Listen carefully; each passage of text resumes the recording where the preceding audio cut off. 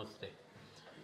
अभी बालों के बारे में जो मैंने बताया था ना, तो बाद में एक दो सवाल मुझे पर्सनल फ़ोन के ऊपर आ गए थे कि चेस्ट के ऊपर पुरुषों को बाल रहते तो वो काटने चाहिए या नहीं चाहिए।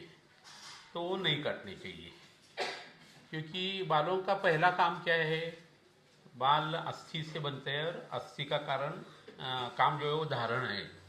तो धारण करने के लिए शरीर में उसका फायदा है, संरक्षण के लिए फायदा है, ये सब चीज़ें रहती है। फेफड़ों का आरोग्य अच्छा रहने के लिए और हृदय का आरोग्य अच्छा रहने के लिए, उनकी धारण क्षमता बढ़ने के लिए वहाँ के बाल नहीं काटे तो ज़्यादा अच्छा है। लेकिन वहाँ कोई स्किन की बीमारी है, रक्त में जो प्रॉब्लम्स है, कैंसर जैसे प्रॉब्लम होकर फेफड़ों में मेटास्टेसिस हो गया है, तो बाल काटने से ट्रीटमेंट हो सकती है। तो ये डिपेंड्स कि कहाँ ये काटने चाहिए और कहाँ नहीं काटने चाहिए। शरीर का अगर मैल है और अस्थि धातु पुरुषों का है, तो पुरुषों के बारे में बाल काटकर आरोग्य की सुविधा प्राप्त हो सकती है। स्त्रियों के बारे में उनका सुकुमारत्व जो है वो अगर मेंटेन करना है तो उन्होंने बाल नहीं काटने चाहिए, तो उनके अस्थि धातु के ऊपर उसका अच्छा असर आ जाता है। कभी भी मल ज़्यादा पैदा हो जाता है, मैल ज़्यादा तैयार हो जाता है जैसा कि बाल, तो अस्थि धातु का अग्नि विकृत रहता है। तो बाल ज़्यादा बढ़ना ये अच्छी बात नहीं है, बाल झड़ना ये भी अच्छी बात नहीं है। ये चीज़ें सब ध्यान में रखनी चाहिए। दूसरा एक ऐसा विचार है कि मज्जा धातु से उत्पन्न उपधातु केश, ऐसा कई लोगों का मानना है। ऐसा जब हो जाते तो ऋषि मुनि वगैरह बाल काटते नहीं। क्यों नहीं काटते? तो मज्जा धातु का बल और एनर्जी जो है ना उनको चाहिए, वो मेंटेन करने के लिए वो बाल काटते नहीं, ऐसा रहता है। तो हर एक चीज़ को कुछ ना कुछ अलग अलग मीनिंग रहता है और उसी हिसाब से आपको देखना होगा। वो आपका नज़रिया जो है वो आपको समझने के लिए, जो बाकी के भाई लोग कैसा विचार करते हैं ये समझने के लिए एक मत जो रहता है ना, वो अक्सर हम बताते हैं। हम यहाँ कुर्सी में बैठ गए तो हम एकदम बड़े वैद है, आयुर्वेद सब हम जानते हैं, ऐसी कोई बात नहीं। लेकिन जितना कुछ हमने जाना है वो आपको बताना होगा, और थिंकिंग प्रोसेस कैसी रहती है ये समझने के लिए हम बताते रहते हैं। तो बालों के बारे में ये हमने अभी जो बताया वो इम्पोर्टेंट बात है। औरतें जब बाल काटती है बढ़ने के लिए तो क्या होता है, वो स्प्लिट होते हैं हेयर्स, भंग ये लक्षण आ जाता है। क्यों होता है? तो आघात हो जाता है। किसका आघात हो गया? लोहे का आघात हो गया। बालों में क्या रहता है लोहा रहता है और गंधक रहता है। एक विशेष तरह का प्रोटीन भी उसके साथ रहता है जो नाखून में वगैरह पाया जाता है या सींग में पाया जाता है प्राणियों के। तो उसका विचार जो है वहाँ वात वृद्धि हो गई है, भंग ये संगांग भंग संकोच वर्त लक्षण, ये लक्षण जो है वात प्रकोप का लक्षण, वृद्धि का लक्षण है। तो वात की ट्रीटमेंट उनको होनी चाहिए। मज्जा का उपधातु ये सोचकर ट्रीटमेंट होनी चाहिए। अस्थिगत वात की तिक्त क्षीर बस्ती करके ट्रीटमेंट होनी चाहिए, तो वो चीज़ें जो कम हो जाती है। तो ये सब बालों के बारे में हमने बताया। मत मतांतर हो सकते हैं, तो एक किसी का मत जो है वो मान्य करना ये कब पॉसिबल हो जाएगा? जब आप ऊपर गुण परीक्षा से पेशेंट के ऊपर वो इस्तेमाल करके देखते हैं और आपको उसका फायदा होता है तो वो मत उठा लो। ऊपर गुण परीक्षा बहुत इंपॉर्टेंट है। ऊपर गुण परीक्षा यानी पेशेंट के ऊपर दवाओं का असर लेना। आजकल वो भी समझता नहीं, ऊपर गुण यानी सर क्या बोल रहे हैं, ऐसा होता है ना।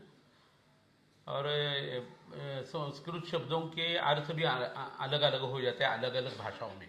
अभी ध्यान ऐसा बोला तो ध्यान मेडिटेशन ऐसा अर्थ हो जाता है, लेकिन मराठी में ध्यान शब्द का इतना गंदा अर्थ है, काय ध्यान है ऐसा जब हम बोलते ना, यानी कितना यड़ा आदमी है ऐसा रहता है। तो ये सूक्ष्मता रहती है, आपको समझनी होगी वो। हम्म?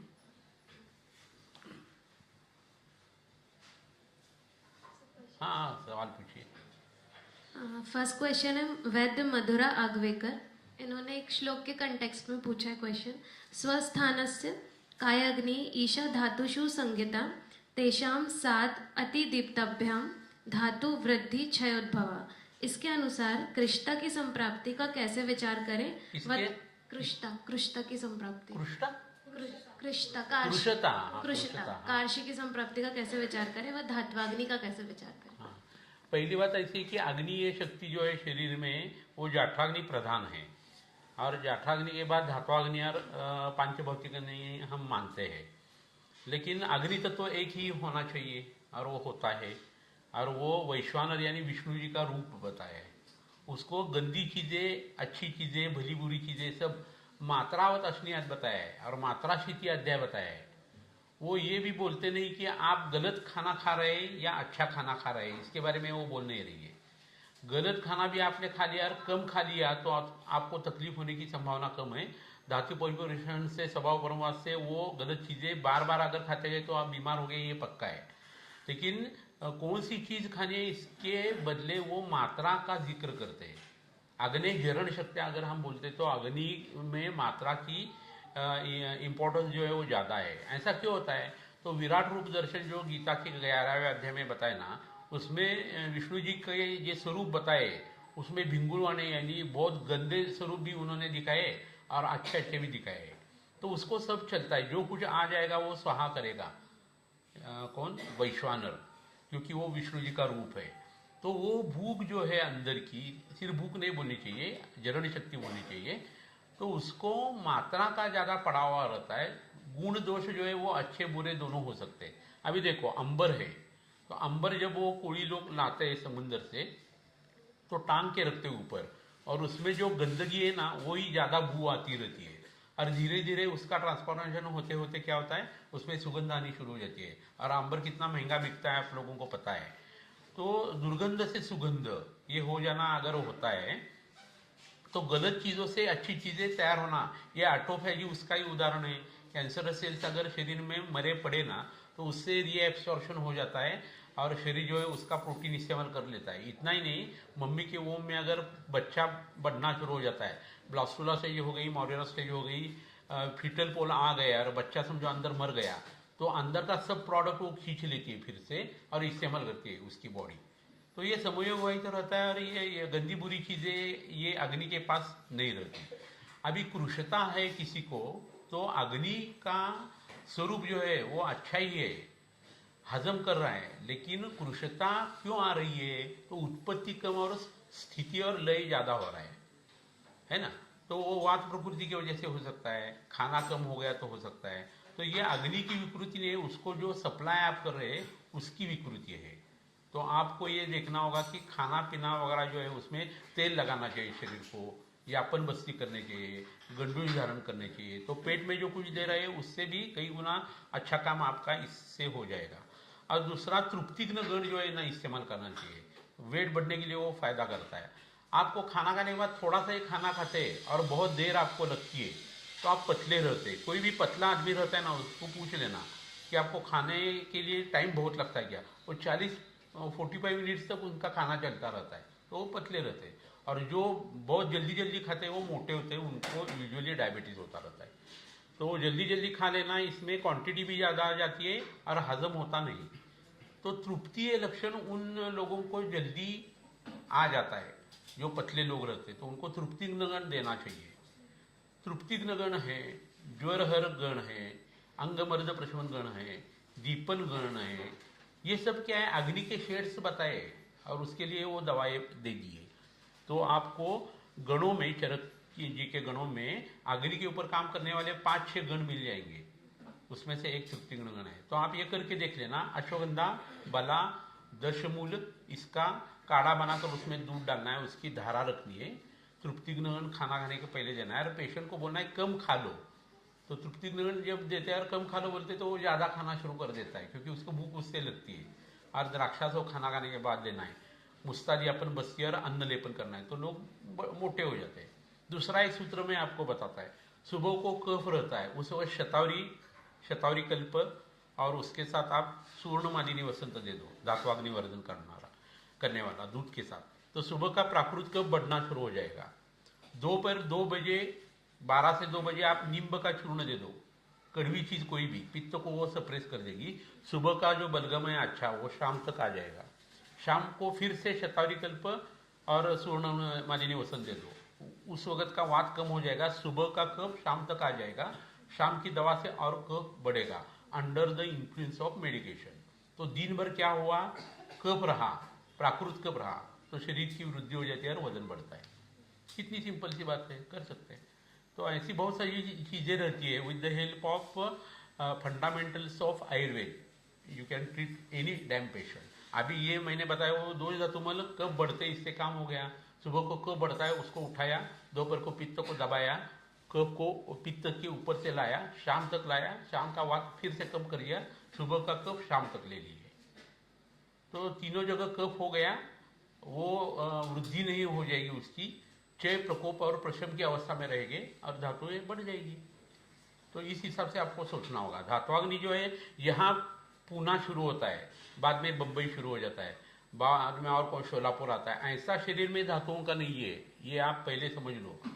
दोष धातु मनमूल में शरीर से जब बोलते हैं तो एज अ होल आपको ध्यान में रखना होगा। रस में ही रक्त है, मांस है, मेद है, अस्थि है, मज्जा है, शुक्र है, सब है। तो एक धातु खत्म हो गया, दूसरा शुरू हो गया, बीच में बॉर्डर लाइन आ गई, इधर का उधर नहीं जाता, ऐसी कोई बात नहीं। सब जगह सब चीजें जा सकती है। इसलिए केदार कुल्या, खले कपोत और क्षीर दधी न्याय जो है ना, वो गृहिणी रोग अध्याय में बताया है ना। तो बीमारियां इन 3 न्यायों से उत्पन्न हो जाएगी। पचन 3 मार्गों से होता जाएगा, न्यायों से होता जाएगा, और बीमारियां मिटेगी भी उस 3 न्यायों से। हा?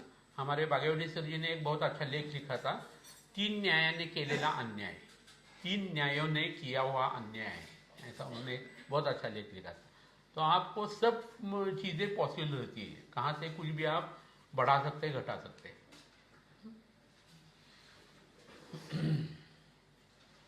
सर नेक्स्ट क्वेश्चन है वैद्य जीनल शान का। संग्रहणी में शवथु कर पादेव, यह लक्षण का कैसे विचार करें? शवथु और करपादियो सूजन आ जाती है, वो तो सर्व रसेषु गृष्टि उस वक्त रहती है, सब रसों के बारे में प्यार रहता है। क्यों ऐसा होता है? तो अन्नम गृह्णाति पचति विवेचति मुंचति, ये काम जो है वो बिगड़ जाता है।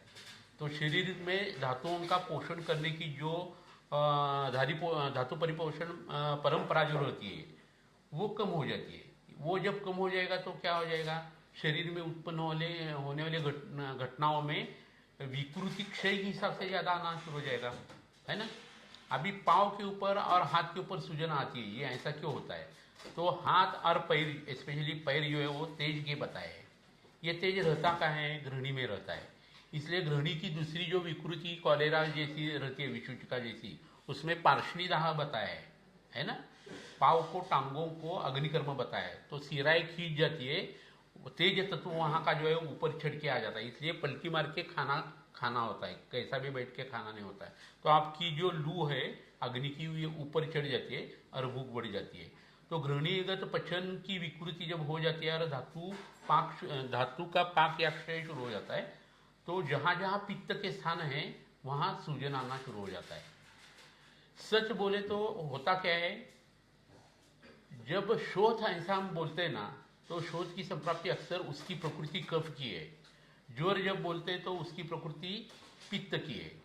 अतिसार बोलते हैं तो उसकी प्रकृति वात की है। बीमारियों को भी प्रकृति रहती है, लेकिन जो वाटर रिटेंशन रहता है, पानी रहता है, या ग्रेविटेशनल फोर्स से जो चीजें रहती है वो हाथ और पैर में चली जाती है। हाथ ऐसा करके हम नहीं चलते हैं, ऐसा ही करते हैं, इसलिए हाथ और पैर के ऊपर थोड़ी थोड़ी सूजन आना शुरू हो जाता है। उसका मतलब ये नहीं कि वहां कफ की सूजन अक्सर रहे। कफज गृहिणी रहे तो कफज शोष हो सकता है, लेकिन अक्सर ये वातज शोष रहता है, वात पित्तज रहता है। अग्नि के स्थान में आया हुआ धातु पाक या धातु क्षय की वजह से जो शोध आता है वो रहता है। तो संप्राप्ति जब गृहिणी की कम होती जाएगी, ये चीजें कम होनी चाहिए। उसमें मुहूर्बद्ध मुहूर्द्रव ये लक्षण पाया जाता है।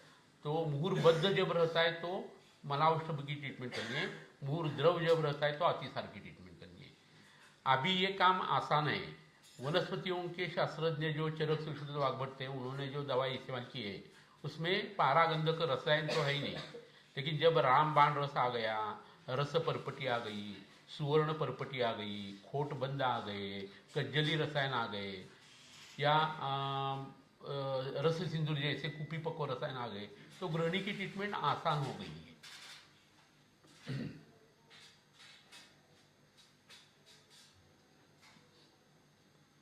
वैद्य किशोर सोनी का क्वेश्चन है, एंजियोप्लास्टी के बाद जो स्टेनिन, एस्पिरिन, मूत्ररेचक दवाइयाँ चलती हैं उनका डोज कम कैसे करें या उनका दुष्परिणाम शरीर पे ना हो, इसके लिए क्या करना चाहिए? अभी स्टेंट डाला है तो वो फॉरेन बॉडी जैसा एक्ट हो जाता है और खून का बहाव वहाँ से जाते वक्त प्लेटलेट जो रहते हैं उसके ऊपर गिरते हैं और फूटते हैं और फोम तैयार होता है और क्लॉटिंग तैयार हो जाता है, हार्ट अटैक आने की संभावना और बढ़ जाती है, ऐसा बोला जाता है। ये डॉक्टर लोगों की सोच है, उनको इस हिसाब से ही सोचना होगा।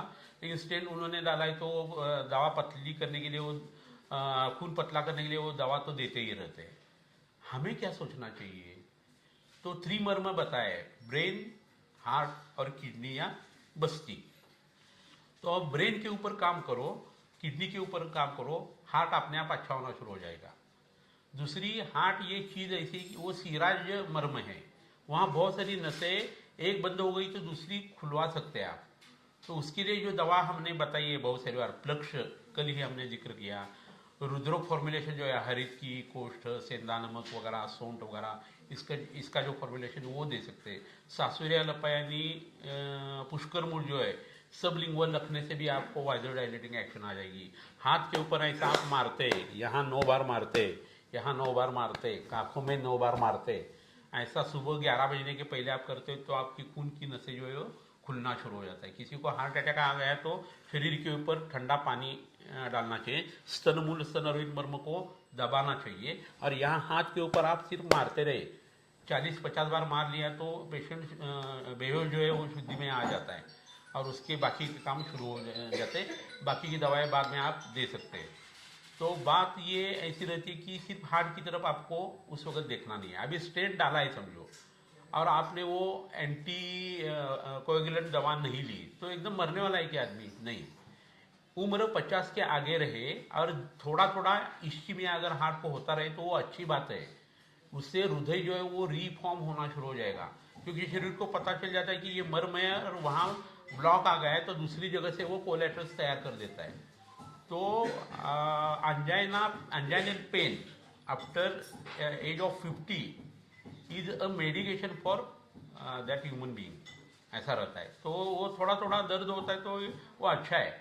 अभी उंगली में दर्द नहीं होता है दर्द, लेकिन ब्रेन को समझता नहीं तो उंगली टेढ़ी हो जाती है क्योंकि धातुपात वहाँ का हो जाता है। तो दर्द काय के लिए होता है? ब्रेन का इम्पल्स वहाँ आना चाहिए और वो अच्छा होने के लिए दर्द हो रहा है ना। तो एंटीपायरेटिक जैसी दवा देते हैं, एनाल्जेसिक जैसे देते हैं ना, वैसा आयुर्वेद अक्सर नहीं करता, वो उसका आम पाचन करता है। ब्रेन का इम्पल्स जो है नाक में दवा डाल कर मेंटेन करता है, उसके साथ बस्ती वगैरह दे के वात कम कर देता है, रक्त को शुद्ध कर देता है और वेदना कम करने की कोशिश करता है। ये नॉर्मल मार्ग है। वैसा ही उस हार्ट के बारे में तो कोई भी एंटीकोएगुलेंट लेने के बदले आप क्या दे सकते हैं? रक्तपाचक जो है पटोल, सारिवा, मुस्ता, पाठा, रोहिणी, इसका काढ़ा दे सकते हैं, चूर्ण दे सकते हैं या उसकी गोली वगैरह अवले बनाकर दे सकते हैं। अदरवाइज आप आरोग्यवर्जिनी दे सकते हैं, नित्यानंद रस दे सकते हैं। उससे क्या हो जाएगा? इसका काम जो है ना एंटीकोएगुलेंट जैसा ही काम उसका आ जाएगा। एक चीज मन में रहनी चाहिए कि उस पेशेंट को जिस ऋतु में हार्ट अटैक आ गया है उस वक्त ये दवा अच्छी तरह से उसने लेनी चाहिए। अभी समझो कफ की संहति रूप वृद्धि हो रही है, विलयन रूप वृद्धि हो गई तो प्रकोप हो जाएगा और ब्लॉकेज ज्यादा तकलीफ देंगे वसंत ऋतु में। तो इन चीजों में क्या होना चाहिए? शिशिर, हेमंत और वसंत ऋतु की परिचर्या करें, उसमें कड़वा रस खाते जाए, शाम का खाना बंद करते जाए तो आपको हार्ट की तकलीफ होगी नहीं और उन नसों का फायदा जो है ना वो आपको ज़्यादा अच्छी तरह से हो जाएगा। उस वक्त आप गुक्षराज गुग्गुल देके क्लेद का निवारण कर सकते हैं, चंद्रप्रभा दे सकते हैं। उसके साथ आप ब्रेन के लिए अच्छा फायदा काम होने के लिए मज्जा धातु और रक्त का सोचकर विरेचन दे सकते हैं। तो उससे हार्ट, लीवर, लंग, किडनी ये सब जो है ना चीज़ें नॉर्मल होना शुरू हो जाएगी। तो सिर के ऊपर लेप, चेस्ट के ऊपर पिछू रख देना पुनर्नवादी तेल का अच्छा काम करेगा। और ये वृक्क का काम जो है ना वो त्रिमर्मी अध्याय से दवा निकाल कर आप दे दें। फिर भी आपको डर लगता है कि कुछ तो हो जाएगा तो अनाहत चक्र जो है जिसका कंट्रोल आगे जाकर फेफड़ों के ऊपर और हार्ट के ऊपर है, वहाँ मरीच और निशा का लेप आप लगा दें तो आपके हृदय की नसें जो है वो अच्छी तरह से काम करना शुरू कर देगी। फ्लेक्स ऑयल जो है ना, रक्त तेल यानी अतसी का तेल, वो आपके शरीर की नसें अच्छा करेगा, हृदय की भी नसें अच्छा करेगा। तो बाकी का कौन सा भी तेल मत इस्तेमाल करना हार्ट के लोगों को, और अतसी तेल जो है ना, फ्लेक्स ऑयल, वो इस्तेमाल करके देख ले तो आपको सुविधा हो जाएगी। पेट की बीमारी है, फेफड़ों की बीमारी है और हृदय की बीमारी है, तो उन लोगों का शाम का खाना बंद करना है, दूध पीना है, फल खाने या भुना हुआ खाना उनको लेना है, दोपहर को एक बार ही खाना खाना है। तो एक बार खाना हजम करने की जो ताकत बच जाती है, उससे शरीर की बीमारियां शरीर निकालता है।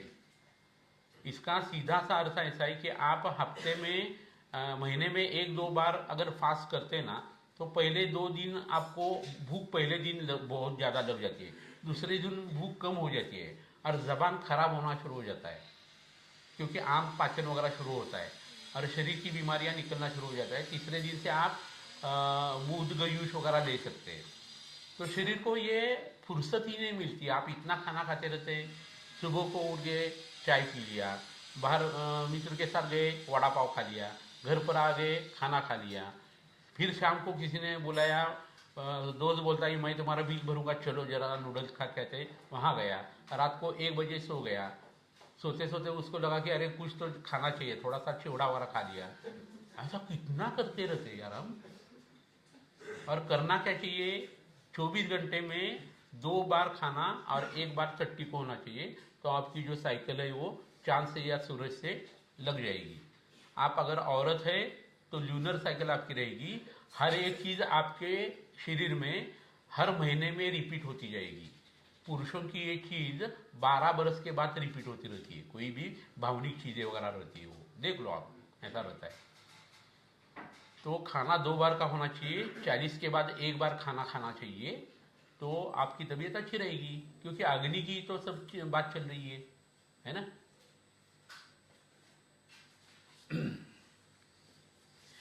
आरोग्य मिलना या शरीर की कोई भी नेचुरल एक्टिविटी जो है ना बहुत कम रहती है, बहुत कम समय तक करने के लिए होती है।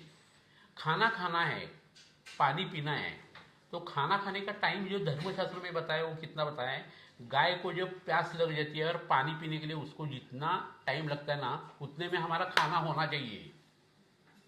ये कब हो जाएगा, मिताहार हो जाएगा तो हो जाएगा। इतना लेके बैठे ऐसा ऐसा खा रहे बकासुर जैसा, तो नहीं हो सकता है। लेकिन आपके घास अगर मिताहार है ना, तो गाय पानी पीने में जितना वक्त लगता है उतना सन्यासी लोगों को वक्त लगता है, उससे दुगुना गृहस्थ आश्रमी लोगों को हो सकता है। संडास को मोशन होती है, कुत्ता बिल्ली वगैरह संडास गए, उनके टॉयलेट है कहीं, 20-20 मिनट अंदर जाके बैठ गए, फ्लश कभी शुरू हो जाएगा, बाहर का इंतजार करता है, होता है ऐसा कभी? 2 मिनट में काम हो जाता है, 2 मिनट में। मैथुन कर्म 2 मिनट की बात है। बच्चा तैयार होके 9 महीने लगते हैं, लेकिन डिलीवरी अगर सब चीजें प्राकृत रहे तो 15-20 मिनट में डिलीवरी हो जाती है। नींद 90 मिनट की नींद एक आपको पूरी हो जाती है, 15 मिनट बीच का जो फासला जो है वो रैपिड आई मूवमेंट का रहता है, फिर से 90 मिनट की। 2 बार हो गया तो भी आपका काम हो जाता है। सब चीजें जो रहती है नेचर की बहुत कम समय में रहती है। हम ही ऐसे रहते कि 3 घंटे का पिक्चर बनाते हैं, 45 मिनट का लेक्चर करते हैं, है ना। शादी करनी है तो 5 दिन शादी चलती रहती है ना।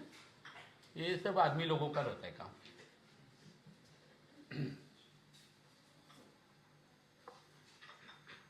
सर केस है 25 इयर्स मेल, हिस्ट्री ऑफ रात्रि जागरण और दिवा स्वप्न, कंप्लेंट ऑफ नासा स्राव, प्रतिशय सदृश है, कभी श्वेत। फिर से पढ़ लो, ध्यान नहीं था मेरा जी। 25 इयर्स मेल पेशेंट है, रात्रि जागरण दिवा स्वप्न की हिस्ट्री है, कंप्लेंट है नासा स्राव की, प्रतिशय सदृश है, कभी श्वेत वर्णीय स्राव होता है, कभी ईशत पीत, मुहूर्बद्ध मुहूर्द्रव मल प्रवृत्ति है, आधमान है, अक्षिकूट शोथ है और कुछ पांडु सदृश लक्षण है। तो इसका कैसे विचार? पांडु सदृश लक्षण है, लेडी है जेंट्स है? मेल पेशेंट है। तो 25 बरस की उम्र में ये ऐसी चीजें नहीं होनी चाहिए। फिर भी अगर कुष्ठत्व रहे तो पहले ट्यूबरक्लोसिस के लिए एक्सरे निकालना, टेस्ट जो है ना मेंटल टेस्ट वगैरह करके लेना, ये जरूर रहेगा। लेकिन पांडु अगर रहे तो रस धातु के हिसाब से कफ की बीमारी नाक में आ सकती है। या ऐसा कहे, कैसा विचार करना चाहिए, प्रतिशय के बाद राजक्षमा क्यों होता है, आप सब लोगों को ये मन में आता होगा। तो प्रतिशय में क्या हो जाएगा, नाक का सिंघाणक मल तैयार हो जाएगा और उसकी पोस्ट नेजल ड्रिप होती जाएगी, पेट में जाएगा, पेट में खराबी। और नाक को नस्य किसका हो गया, शेमुड़ का नस्य हो गया, सिंघाणक का नस्य हो गया। नासा ही शीर्षोद्वारम तेन तद वैपदंतितान, लेकिन यहाँ बीमारी वो बढ़ाएगा क्योंकि गंदी चीज का ही नस्य होता गया।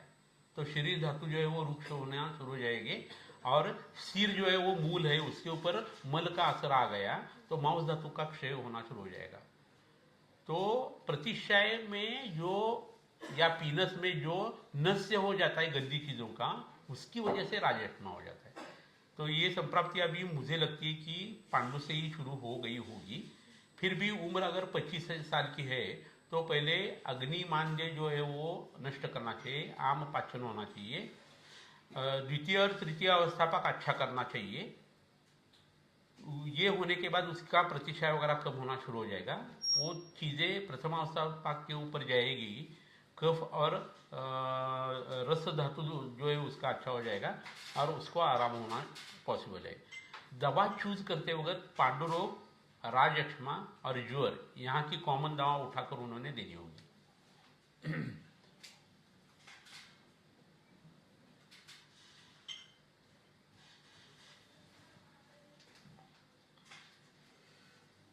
सर आज एक पेशेंट आए थे डायबिटीज़ वाले जिनको बायोनेट की इंसुलिन चालू थी।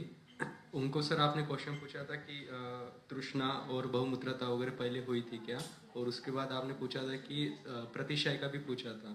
तो जैसे अभी आपने पूछा और अभी प्रतिशय और इसका क्या है कि शुंगाटक मर्म कैसा है, प्रतिशय बार बार अगर होती गई बचपन में ना तो घबरा कर मम्मी डैडी उसको एंटीबायोटिक वगैरह जल्दी जल्दी दे देते हैं। सच बोला जाए तो 9 बरस के अंदर की उम्र में एंटीबायोटिक इस्तेमाल करना नहीं चाहिए, प्रोटोकॉल जो रहता है उसके हिसाब से। फिर भी अगर वो देते हैं ना तो प्रतिशय कम हो गई, प्रतिशय सिर्फ आ गई ऐसा होता नहीं, उसके साथ ज्वर रहता ही है। तो ज्वर कम करने की दवा जो रहती है उसमें पैरासीटामोल वगैरह इस्तेमाल कर दिया तो लीवर डैमेज करने वाली वो पहली दवा है, तो उसका असर लीवर के ऊपर आ जाएगा, भूख कम होती जाएगी। प्रतिशय भी है, बुखार भी है, यकृत काम अच्छी तरह कर रहा है। तो यकृत की एक जो ट्यूब जो रहती है गॉल ब्लैडर की, वो पैनक्रियास के ट्यूब से मिलती है और बाद में वो ग्रहणी में डिओडेनम में उतरती है। तो लीवर का कुछ भी प्रॉब्लम रहे तो पैनक्रियास का शुरू हो जाता है, पैनक्रियास का कुछ भी रहे तो लीवर का हो जाता है, चाहे वो एंडोक्राइन रहे या एक्सोक्राइन रहे, ऐसा रहता है। तो अभी पेट में अगर एंटीबायोटिक ज़्यादा गया है, इंटेस्टाइनल फ्लोरा झड़ गया है ना, तो उन बच्चों लोगों को पहले प्यास लगना शुरू हो जाता है। प्यास लगती है इसलिए पानी ज़्यादा पीते, पानी ज़्यादा पी लिया इसलिए बहुमूत्रता हो जाती है। तो इधर उनकी शुरुआत जो होती है वो पॉलीयूरिया से हो जाती है या थर्स्ट जो रहती है ना वो उनको उत्पन्न होना शुरू हो जाता है। तो ये दोनों का कारण हमारा तो ये है कि डायबिटीज़ टाइप 1 है, ये समझ में आ गया, लेकिन उसके साथ ये चीज़ें कौन ध्यान में रखेगा। बहुमूत्रता तो ट्रीट करनी चाहिए या ये ट्रीट करना चाहिए, तृष्णा ट्रीट करनी चाहिए। तो बहुत सारे पेशेंट ऐसा बोलते हैं कि हमें पहले पतले दस्त आ गए और बाद में हमें डायबिटीज समझ में आ गया, क्योंकि उसकी डॉक्टर से ट्रीटमेंट होती है या नहीं होती है। पहले हमें छर्दी हो गई, उल्टी हो गई और बाद में हमें ये प्रॉब्लम आ गई। पहले हमें प्रतिशय बहुत सारा था, उसकी ट्रीटमेंट हो गई और हमें प्यास लगना शुरू हो गया और हमें ये प्रॉब्लम आ गई। कुछ लोग तो ऐसे बोलते हैं, हमने देखा है कि हम गाड़ी से चल रहे थे गांव को, हर बार हम गांव को जाते हैं, 40 किलोमीटर का अंतर रहता है शहर से उनके गांव में जाते हो गए। तो एक दिन ऐसा हो गया कि घाट में मेरे शरीर की जो विड्थ है एकदम आधा इंच कम हो गई, ऐसा मुझे महसूस हो गया और बाद में समझ में आ गया कि मुझे डायबिटीज़ है। तो उनकी जब जांच करवाते हैं ना तो शरीर में समझो 300 शुगर है और वो एकदम अचानक 120 हो गई, तो ये फीलिंग आ सकता है ना, शरीर एकदम छोटा हो गया ऐसा। तो ये क्या हो गया है, तो अत्यग्नि की ट्रीटमेंट वहाँ करनी होती है और वो भस्मक नाम की बीमारी रहती है, ऐसा रहता है। तो हमें मल्टीपल एंगल से डायबिटीज इंसिपिडस का सोचना चाहिए, लेकिन तृष्णा में वो ज़्यादा बैठता है। रसादी चूर्ण और लोकेश्वर रस, हरिशंकर रस, शुक्र मातृकावटी, ये जो दवाएं बताई ना वो उसमें फ़ायदा करेगी। उसके साथ साथ बाकी की जो चीज़ें हैं, इंसुलिन अच्छी तरह से उत्पन्न कर देना और सेल मेम्ब्रेन से वो अंदर अच्छी तरह से जाने के लिए जो कुछ चीज़ें हैं ना, वो आयुर्वेद के हिसाब से हमारा ये निदान अलग अलग हो जाता है, वो ट्रीटमेंट हम कर सकते हैं। तो इसलिए हमने उसको पूछ लिया। और वो अभी 13 और 12 यूनिट लॉन्ग एक्टिंग जो इंसुलिन है वो ले रही है। लेकिन हमारी दवा छुट्टी करने के बाद शक्कर अगर कम आती है तो इंसुलिन का डोज हमने टेपर ऑफ करने के लिए कर दिया है। अभी उसकी उम्र जो है वो 26 साल की है मेरे ख्याल से, या 29 साल की है, और उसको 16 at the age of 16 diabetes हो गया है। तो बहुत बीच का फासला गुजर चुका है। फिर भी हम कोशिश क्यों करेंगे कि यंग है वो और तरुण लोगों की बीमारियां साध्य हो सकती है, ये आयुर्वेद का मानना है, तो हम उसके पीछे पड़ेंगे अभी, है ना। सर उनको वर्धारा और मार्को भी दिया था वो पेप्टिक अल्सर है, उसको खाना खाने के इमीडिएट बाद उसको पेट में दर्द शुरू हो जाता है। तो ऐसा जब हो जाता है तो वरधारा यानी विधारा जो है ना, समुद्र शो बोलते हैं उसको, उसके पत्ते जो रहते ना हार्ट शेप रहते कि इसके जैसे गुड़ू के जैसे, लेकिन बड़े रहते, और पीछे अगर देखते तो वो सफ़ेद रहते, रोमश रहते।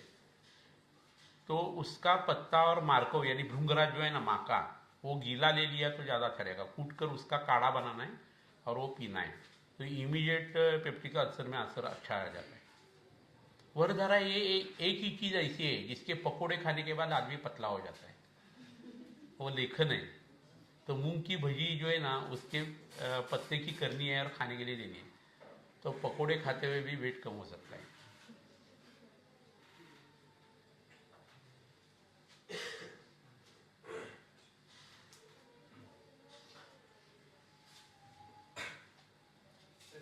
दो दिन पहले एक छोटी बच्ची आई थी 8 साल की, वो शिरडी साई गए थे, वहाँ पे उसको 8 दिन फीवर रहा था, उसके बाद टाइप 1 डायबिटीज डायग्नोज हुआ था। हाँ वही वैसा ही बुखार का ही है वो। बुखार के बाद भी बुखार और बुखार के बाद जो दवाई देते हैं ना लोग, उसकी वजह से वो प्रॉब्लम आ जाती है।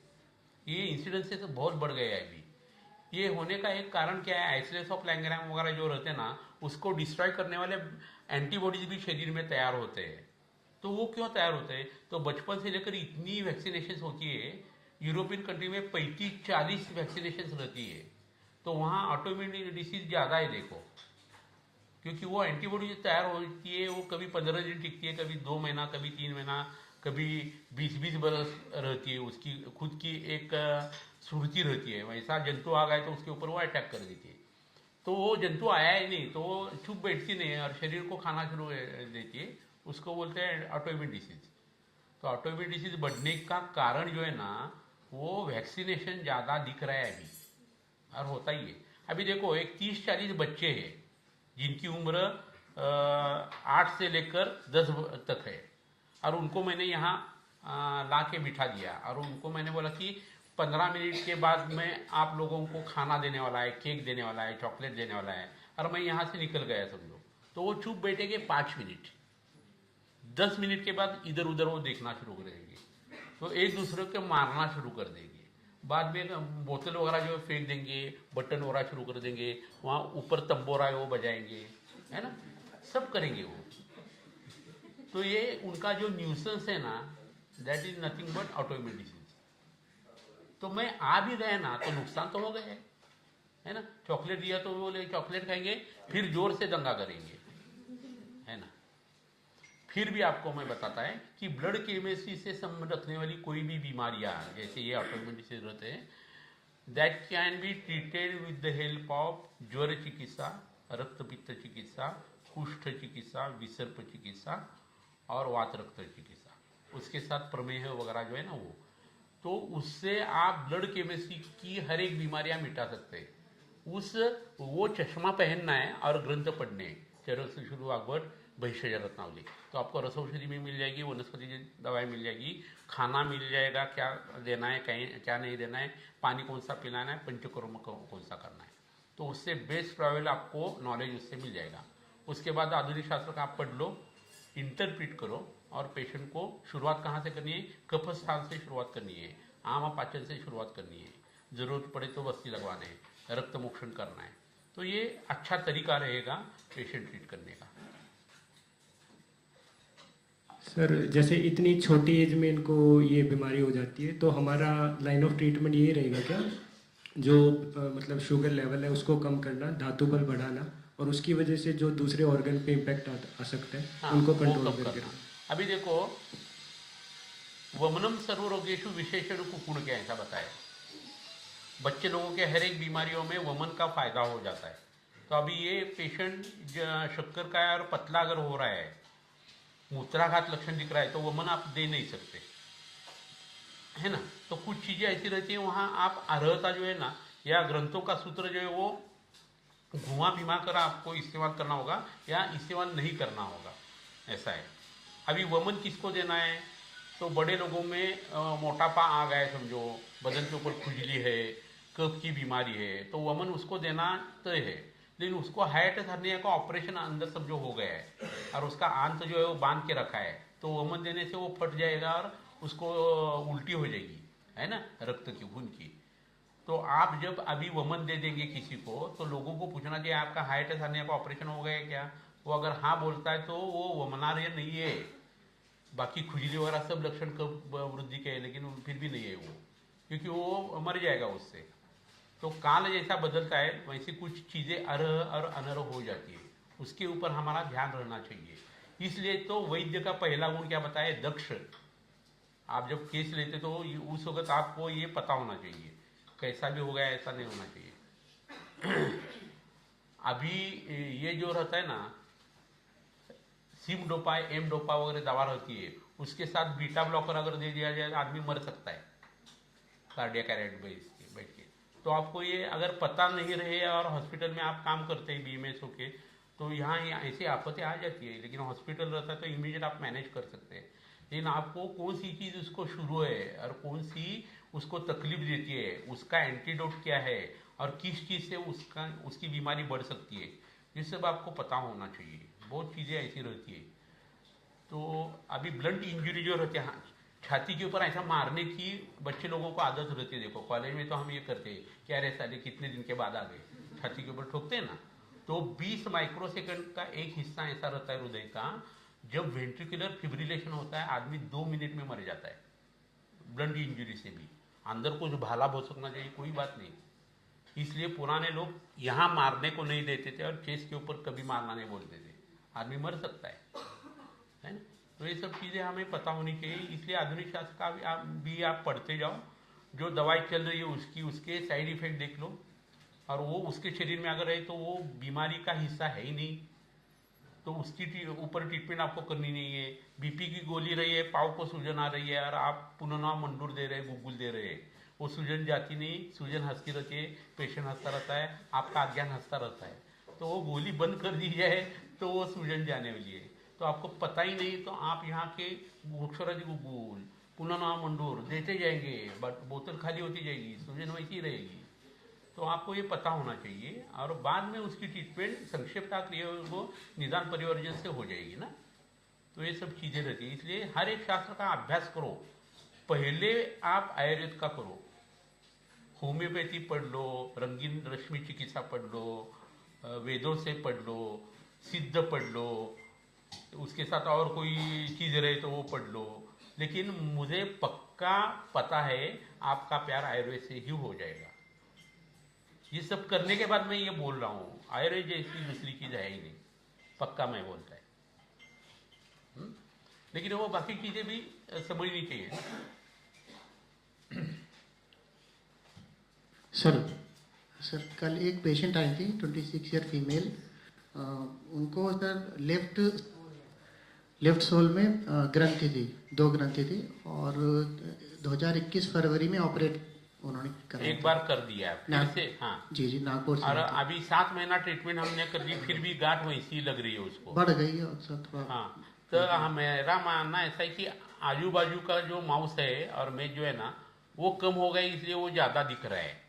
तो हमने उसको फिर से सोनोग्राफी करने के लिए कर दिया है, क्योंकि उसको ग्रंथि की ट्रीटमेंट चल रही है, रक्त शुद्धि की ट्रीटमेंट चल रही है, जलों का भी चल रहा है।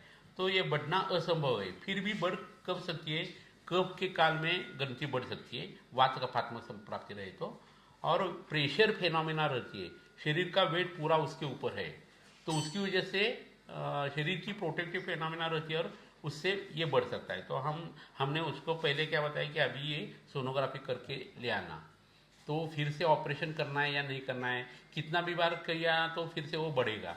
तो कारण नष्ट होने की जो ट्रीटमेंट गोक्षुरादि गुगुल, शुल्ब मेरे ख्याल से रौद्र रस दे दिए, शुल्ब सिंदूर वगैरह दे दिए, ये तो उसको लेना ही होगा बाद में। सर इसका कारण क्या था, क्योंकि पहले एक बार भी हुआ था और स्तन में भी इनके 2012 में ऑपरेट हुआ था। खटमल, मच्छर, गोचीड या चूहा, बिच्छू, छिछुंद्रिका वगैरह इसने काटा हो तो शरीर में गांठें उत्पन्न हो जाती है, ये एक कारण रहता है।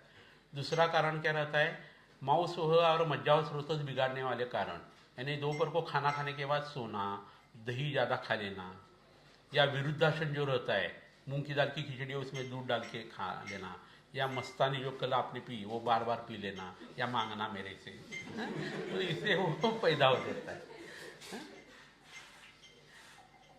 और मांस की वृद्धि करने वाला मांसाहार जो है वो ज़्यादा खाने से भी हो सकता है।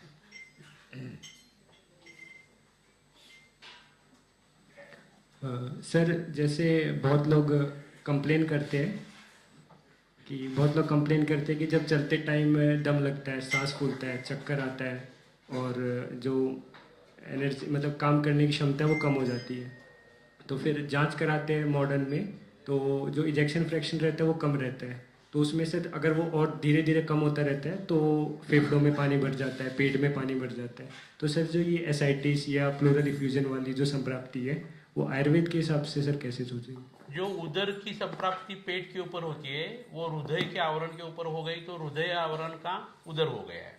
फेफड़ों में हो गया तो वेट और ड्राई प्लूरसी में से वेट प्लूरसी हो गई, वहाँ का उदर हो गया। ब्रेन में पानी जम गया तो वहाँ की बीमारी हो गई हाइड्रोकेफेलस हो गया। घुटनों में पानी जम गया तो वो क्रोस्टुक शीर्ष हो गया और वहाँ का उदर जानू उदर हो गया। तो संप्राप्ति तो उदर की रहेगी, लेकिन ये मर्म है अभी हृदय। और जब ये इजैकुलेशन फैक्टर बोलते हैं वो 75% से आगे कभी नहीं रहता, 100% की जगह नहीं रहता। और 15 भी रहता है लोगों का, 25 भी रहता है। लेकिन वो बढ़ने के लिए क्या करना है, शाम का खाना बंद, हृदय के ऊपर रखने के लिए घड़ी जो है वो पुननावादी तेल की अभी हो जाएगी, लगाने के लिए रक्त तेल लेना है। और जो 12 सिंह का सिंह रहता है वो घीस कर लेने की जो दवा है वो देनी है। 21 के 3 कोर्स करने हैं। मधुमेह रहे तो श्रृंग प्लक्ष 21 दिन, बाद में फिर से श्रृंग। ऐसा करने से इजैकुलेशन फैक्टर बढ़ना शुरू हो जाता है। इसके साथ हृदरोग की जो ट्रीटमेंट है वो करनी है। अभी देखो सांस फूलना ये लक्षण जो है ना, उसको ग्रंथकार क्या बोलेंगे, श्वास ही बोलेंगे ना। तो चाहे अड़ूसा का वासा का श्लोक रहे या कोष्ठ का रहे, सुरसा का रहे या और कोई वनस्पति का रहे, तो उसमें श्वास लक्षण आ गया तो वो श्वास ही बोलेंगे। लेकिन हमें ये तय करना है कौन सा श्वास। अभी भल्ला तक है और उसमें श्वास शब्द आ गया समझो, तो विबंधात्मक संप्राप्ति गुदमार्ग में हो गई है, उदावृत्ति की वजह से रुद्र हो गया और सांस फूल रही है, तो भल्ला तक देना चाहिए। रक्त पित्त बढ़ गया है, रक्तवत पित्तम, रक्तेन दूषितम पित्तम, रक्तीति पित्तम, ये संप्राप्ति हो गई है, उसकी वजह से फेफड़े खराब है और रक्त कम हो गया है शरीर का, तब अड़ूसा इस्तेमाल करना चाहिए। शरीर में कफ ज्यादा है, पहले प्रतिशय हो गई है, बाद में सांस फूल रही है, तुलसी इस्तेमाल करनी चाहिए। बोलते हुए तो वो श्वास ही बोलेंगे, उससे हमें प्रॉब्लम आ जाती है। अभी पूजा नाम की लड़कियां कितनी रहती है, लेकिन हर पूजा अलग है ना, वैसा हर श्वास अलग है ना। तो हमें क्या सोचना चाहिए, शाम का खाना बंद, रुद्रोग की ट्रीटमेंट, और जो कुछ उसके शरीर में है तो सब पूजाओं के मम्मी डैडी की उपासना करनी है हमें, यानी सब श्वास की करनी है। कैसी करनी है, मोटापा रहे उसका तो वो दूर करना है, उससे तैयार होने वाला श्वास कम हो जाएगा। मलावष्टम है, उदावृत हो रहा है, पेट साफ करना है, वो श्वास कम हो जाएगा।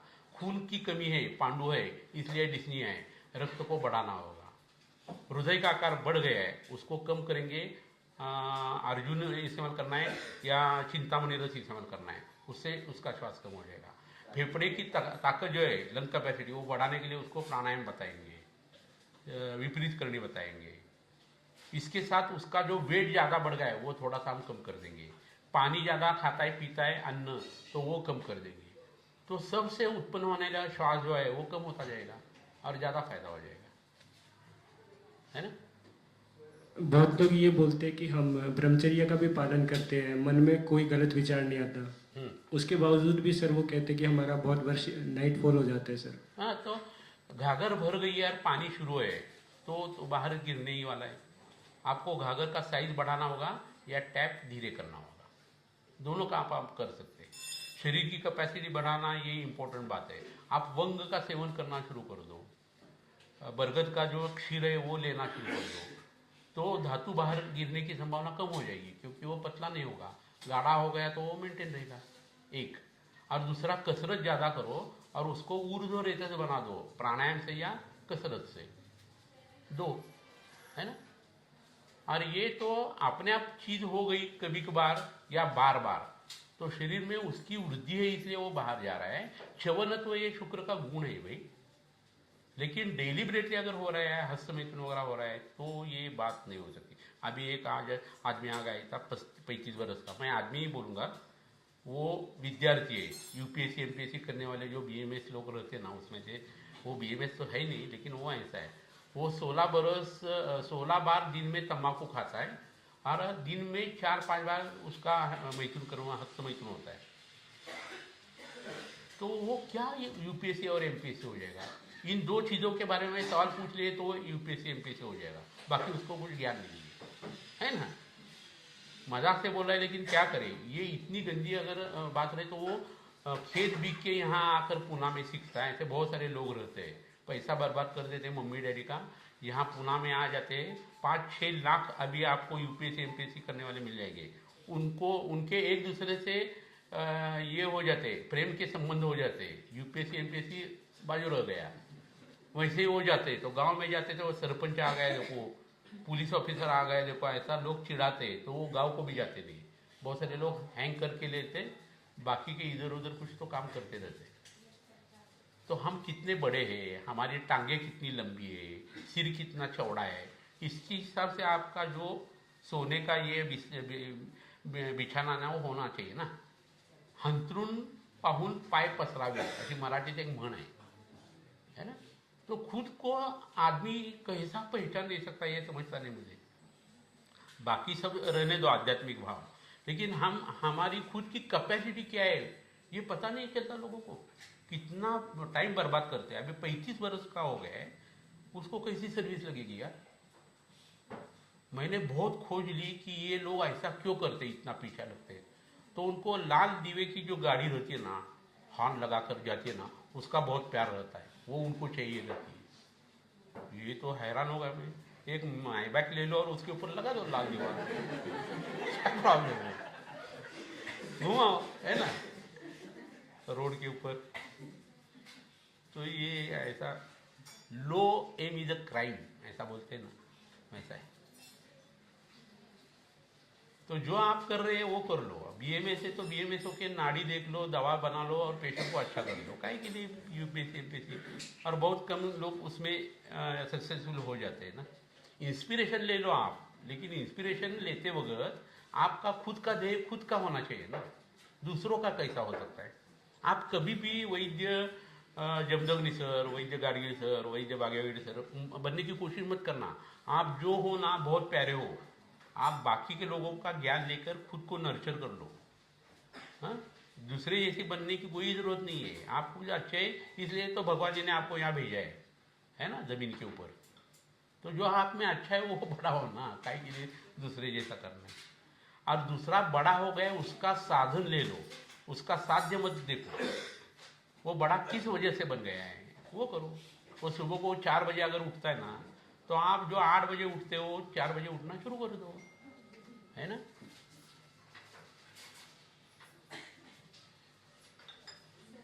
ये मेरा प्रवचन आध्यात्मिक प्रवचन जैसा हो गया, हरिभक्त परायण वैद्य समीर जमदग्नि।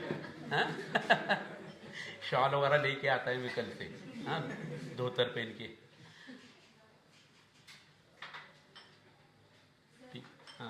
किती वेळ झाला बघ,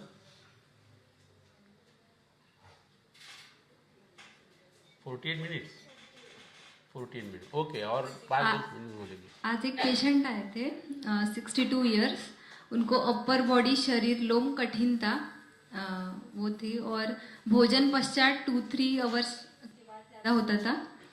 देन हस्ततल उर्दाह, नेत्र और नासा स्त्राव शुष्कता, और रिकरेंट B12 डेफिशिएंसी थी उनको। और यहाँ पे ट्रीटमेंट ली थी उन्होंने, तो अच्छा हुआ था, लेकिन अभी 1 महीने से ये तकलीफ और चालू हो गई। वो गदोद्वेग का पेशेंट है, स्वभाव भी चिड़चिड़ा है। हाँ। हाँ। तो अभी बेंगलोर को वो गए और हमारा एक स्टूडेंट से दवा ले ली उन्होंने, और उन्होंने बस्ती अच्छी तरीके से लगवाया था, तो बस्ती लगवाने के बाद पित्त का प्रकोप हो गया है ऐसा पेशेंट का मानना है, और इसलिए वो फिर से आ गया। तो हमने उसको क्षीरोदधी, यमान्यादी, ये मन की ट्रीटमेंट दे दी है, और उससे उनको अच्छा लगेगा। बीमारी तो कुछ है नहीं, कितनी भी चेकिंग कर ली तो वो सब नॉर्मल आ जाती है। खाना खाने के 2 घंटे के बाद पित्त का प्रकोप जब हो जाता है ना, तो पित्त धरा कला, मज्जा धरा कला उनकी बिगड़ जाती है, और दिमागी हालत उनकी, न्यूरो ट्रांसमीटर जो रहते हैं ना, वो इधर उधर घूमने शुरू हो जाते हैं, वेक्टर्स उसकी वजह से उनकी सोच ऐसी हो जाती है। आप ही बाल रोंगठे खड़े हो जाना, आना वगैरह, ये अलग बात रहती है। उसको लगता है कि चेस्ट के जो बाल है वो ऐसे स्ट्रेट हो गए, ऐसा कैसा हो सकता है? तो हमने देख लिया, तो वो देखने के बाद भी बोलता है नहीं नहीं ये होता है, तो वो उसका वहम है ना, वो कैसा हम दूर कर सकते हैं, है ना? तो उनको बोलना है हाँ हाँ बराबर, कितने बाहर आ गए, लंबे आ गए। तो हमने दवा दे दी उसको, और वो 1 महीने के बाद आएगी, बोलेगी कि डॉक्टर इस दवा से अच्छा हो गया, क्योंकि हमारा प्रीवियस ये एक्सपीरियंस उसका ऐसा ही है, गदोदर के पेशेंट है वो। तो अभी हमारा जो स्टूडेंट है उनको हम बताएंगे कि उसको क्षीरोदधिया और यमान्यादी देते जाना, तो he will be all right. आज एक पेशेंट आए थे, मतलब मॉडर्न साइंस ने उनको डिस्टोनिया डायग्नोज किया था, और शरीर में वाम वक्रता, सकष्ट चक्रमण, मन्यास्तंभ, और दक्षिण हस्त में मतलब अति चलत्व था, और इनवॉलेंट्री मूवमेंट बता रहे थे। तो ब्रेन का एमआरआई उसका नॉर्मल है, और पीठ की हड्डी का जब देखा जाता है ना, तो उसमें उम्र के हिसाब से जो है चीज़ें ना वो आ गई है। लेकिन ये टिक्स हैबिट से शुरुआत होती है बहुत सारी बार। टिक्स हैबिट आपको पता रहेगा, बहुत सारे लोग ऐसा ऐसे आंखें करते हैं, या ऐसा ऐसा खांदा उड़ाते हैं, या पाँव ऐसा ऐसा करते रहते हैं, तो उनको वो टिक्स हैबिट रहती है। और उसको बच्चे लोगों को ये अगर बता दिया, stumbling is also type of tics habit, तो उसको बता दिया कि ये बंद कर दो, तो वो ज़्यादा होना शुरू हो जाता है। और बाद में कई कई लोग इतना उल्टा टेढ़ा मेढ़ा शरीर कर देते हैं कि हम देख नहीं पाते। विकृत चेष्टा जैसी आपस मार की रहती है, आपस मार में भान नहीं रहता है, इसमें उनका भान जो रहता है वो वहाँ ही रहता है। तो ये टिक्स हैबिट जो है ना, वो जब बढ़ जाती है तो ये प्रॉब्लम डिस्टोनिया का आ जाता है। तो ये विकृति किसकी है? पीठ की हड्डी से निकली हुई जो मज्जा तंतु की जुड़ी रहती है, उसके ऊपर का असर रहता है। ब्रेन नॉर्मल है, वर्टिकल कॉलम जो है एबनॉर्मल है, माउस मज्जा संबंधी न्यूरोमस्कुलर जंक्शन खराब होते रहते हैं। आयुर्वेद के हिसाब से वात व्याधि है, लेकिन स्नायुगत वात और तंत्रिकागत वात की ट्रीटमेंट करनी होती है, इसलिए स्नायु शूलर चूर्ण, रौप्य और स्वर्ण सिंदूर हमने उसको दे दिया है। और शरीर को लगाने के लिए वो अस्थि विदरधि का लेप जो है, अस्थि विदरधि का लेप नाम वो है सिर्फ, लेकिन उसमें हमने वात दोष शमन के करने के लिए जो विकृतियाँ रहती है वो नष्ट करने की दवाएं डाली है, ब्रह्मदंडी वगैरह वगैरह, तो वो उसका लेप करने से वो आराम हो जाएगा। ऐसे पेशेंट, और ये विदर्भ में ज़्यादा पेशेंट मिलते हैं। इसके पहले भी ऐसे जो लोग आए ना, विदर्भ से ही आ गए थे। लोणार सरोवर का जो हिस्सा है ना, वहाँ से 200 किलोमीटर का जो इलाका है ना, उसमें सोराइसिस भी ज़्यादा पाया जाता है। तो कौन सा देश है ये? अभी महाराष्ट्र में जो बहने वाली नदियाँ रहती है, सह्याद्री वगैरह, वो कुष्ठ उत्पन्न करने वाली है, ऐसा बताया है। बंगाल में जो कुछ ये नदियाँ है, उसका पानी जो है वो श्लीपद उत्पन्न कर देता है, ऐसा बताया। तो पानी कहाँ से आ जाएगा? जमीन के ऊपर से आ जाएगा, उसमें वनस्पतियाँ वहाँ की पड़ेगी, और वो मिनरल्स वगैरह उसमें तैयार हो जाएंगे। अभी आपको पता चल जाएगा कि नदियों का पानी के जो गुणधर्म बताए उसका क्या मायने रहते हो। उसकी ट्रीटमेंट भी मैंने बताई है। बनारस का पेशेंट मेरे यहाँ गया था, सर्दी जुकाम था, अच्छा नहीं होता था, पूना में रहता था, वहाँ की मिट्टी और पत्थर जो है पानी में डाल दिए यहाँ लाकर, और वो पीने के लिए दे दिया, तो उसकी सर्दी जुकाम अच्छा हो गया। तो कहाँ का पानी पी के लोग आ गए हैं ना, वो बहुत इंपॉर्टेंट होता है। ऐसा क्यों होता है? तो वहाँ ही उसके मम्मी डैडी का शरीर तैयार होता है, उससे वो गर्भ तैयार हो जाता है, उसमें वो पानी वगैरह सब रहता है। 74% पानी है हमारे शरीर में। तो नदियों को हम जो माता बोलते हैं वो ऐसी बात नहीं है, उसके पीछे राज आहे ये, कहाँ का पाणी पिते, 12 गावचं पाणी पिलाय असं म्हणतात ना मराठीत। हाँ, 12 गाँव का पानी पी के आया है, तो उतना वो आदमी जो है ना चालू रहता है ना, या बीमारी से भी व्याप्त हो जाता है, तो हमें उसकी ट्रीटमेंट करनी है ना। सर आज एक कंपाउंड का पेशेंट आया था, आपने एक क्वेरी पूछी थी, वो ले लो ना, लोगों को सुनाई नहीं देता। फवाद का पेशेंट आया था, आपने अंदर क्वेरी पूछी थी कि उसको मूंगी आना और वैन वायु का। हाँ, ये बहुत अच्छा सवाल। आज दो चीज़ें नाक नाड़ी परीक्षा से आ गई, वो मैं आज बताता यार, बाद में ये लेक्चर बंद कर देंगे। तो मैलिग्नेंसी जब शरीर में फैल जाती है तो एडजेसेंट ऑर्गन में फैल जाती है, लिम्फेटिक ड्रेन से फैल जाती है और ब्लड स्ट्रीम से फैल जाती है। तो आज जो पेशेंट आ गया था उसमें यूट्रस की मैलिग्नेंसी थी और अभी फेफड़ों में आ गई है और हिस्टेरेक्टोमी तो हो गई है। तो महाराज जी ने ऐसा बताया कि अपान वायु का जो अनुलोमन काम है वो जैसा रहता है वैसा अपान की जगह व्यान आ जाता है और वहाँ से वो चारों दिशाओं को मैलिग्नेंसी फैला देता है।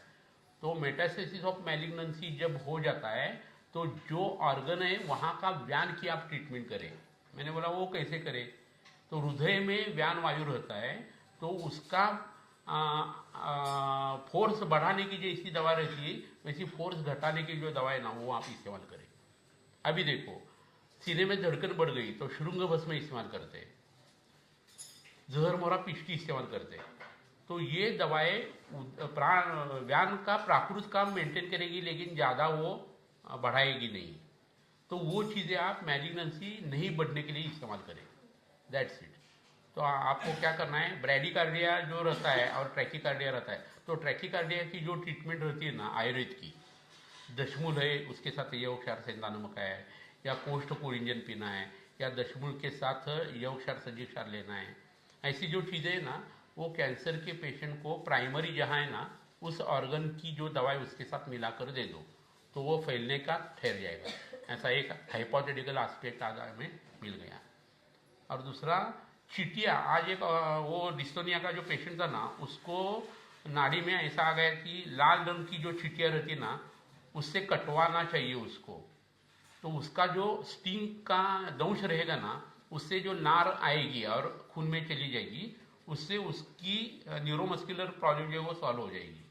जैसा बी जो रहती है ना हनी बी, वो काटने से लोगों का जोड़ों का दर्द वगैरह कम होता है ना, it is just like that.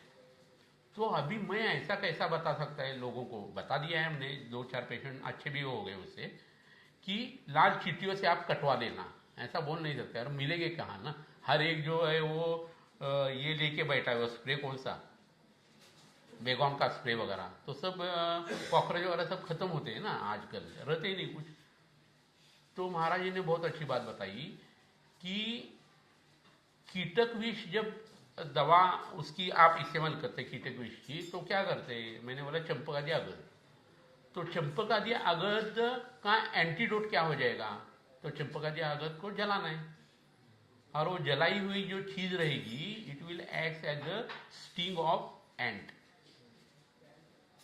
ये इतनी बात बन गई, यानी अभी आपको चीटियां ढूंढने की जरूरत नहीं है, आप उसका जो ऐश रहेगी चंपकादि अगद दशांगागद वो पेशेंट को लगाने के लिए देना ही है आपको बस। तो उससे चीटियों जैसा काम आ जाएगा, तो वो हम इस्तेमाल करने वाले हैं। आज मैंने बताया नहीं वो मेरे घर से, तो ये उसके पीछे का राज है। तो ये 2 विचार आज मुझे नाड़ी में नए आ गए इसलिए मैंने आपको बता दिया। चलो बाय। आता विश्वात्मके देवे ये नैरागिने तोषावे तोषो नीमद द्यावे कसाय दानहि देखरांकी वेंकटी साधो